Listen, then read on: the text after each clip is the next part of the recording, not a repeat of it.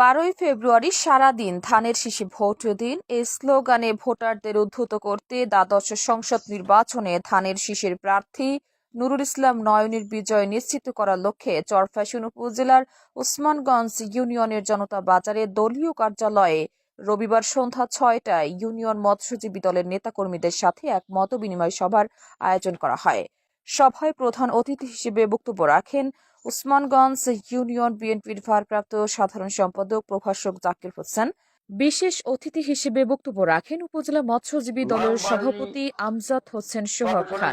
পরে যিনি সদরে দাঁড়িয়ে যখন বলেছিলেন যে আমাদের কোনো বৈষম্য থাকার দরকার নাই, আমরা কোনো বৈষম্য চাই না, আমরা কেউ উন্নয়নের লোক না, আমরা কেউ আওয়ামের লোক না, আমরা সবাই জিয়া সেনা, জিয়া পরিবারের আস্থাভাজন, যাকে দায়িত্ব দিয়েছেন আমরা এখন আবার তারই সেনা, আমরা কারো ব্যক্তিগত লোক না। সাধারণ সম্পাদক আব্বাস কাজী, ওসমানগঞ্জ সভাপতি